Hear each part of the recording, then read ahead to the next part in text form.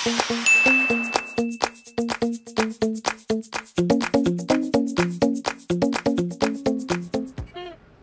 months, no? January, February, March, April. Panalo ako! Panalo ako 3 months, lapag! Hindi sa bahay mo! Sisingin mo pa ako ngayon, Pang? Hindi mo ba nakikita na broken-hearted ako? Nag-skandalo pa ako doon. Shit, nakakahiya! Sorry na lang! Sorry na lang masasabi mo sa akin sa 3 buwang pag-aaksaya mo ng oras ko, ha? Waiter, akin yan! Huwag kang gagalaw, ha? Binubuhusan ka pa! Akin na to, ha? Para sa 2nd monthsary, 3rd monthsary natin, hindi ako magsasorry sa'yo sa kahit anong kahihiyan na binigay mo sa akin dito! Hoy, ayusin mo yan, ha? Hindi naman ganyan kalaki yun, eh! Ba yan? Magpakatotoo kayo? Hindi ganyan. So, stay true to yourself. Huwag kang gagalaw, ha? Dinudrawing ka pa. Alam ko nang na-realize ko, wala talaga siyang konsiderasyon para sa akin.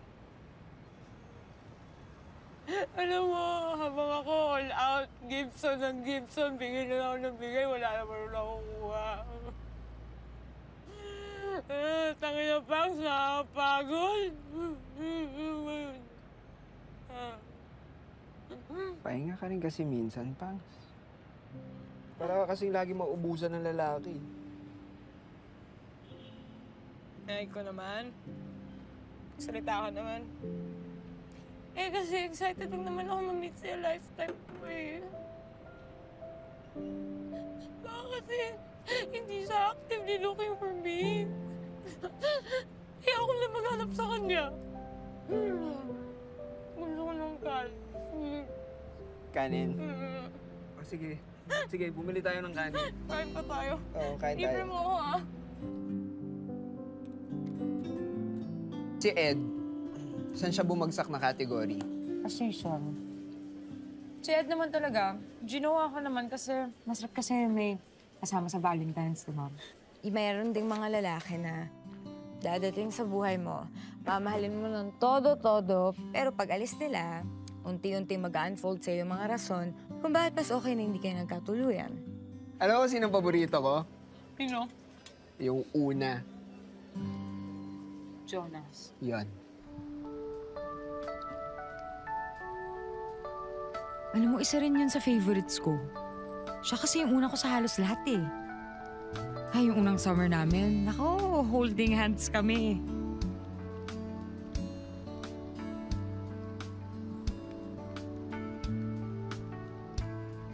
Tapos yung second summer namin, first kiss agad.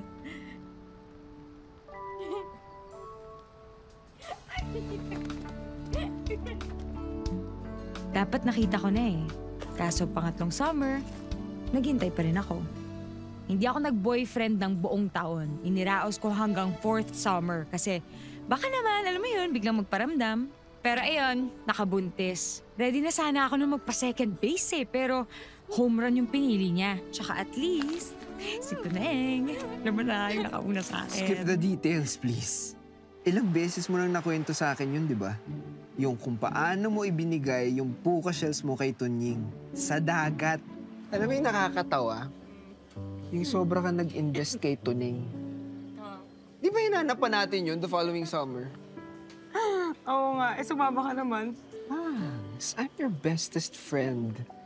Sabihin mo lang sasama ako kahit saan pa yan. Oh, touched. I'm so touched, Pangs. Alam mo yung kung sino yung ano? No. Pinakaayaw ko.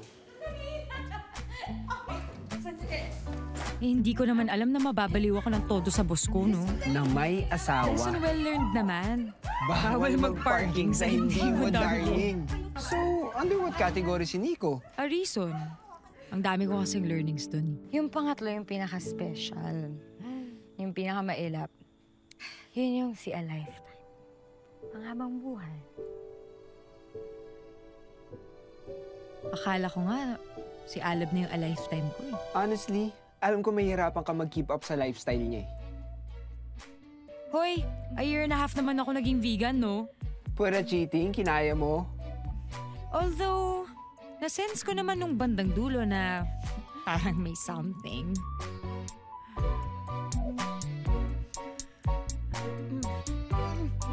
He doesn't go down on me. Bawal daw sa religion niya. Seafood naman yung tahong ah. Oo, no, living thing pa rin.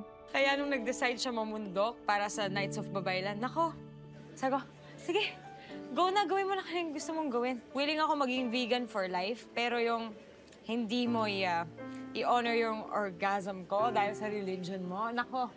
Kulto yun. Kulto yun, Pangs. Ganun na nga, Pangs.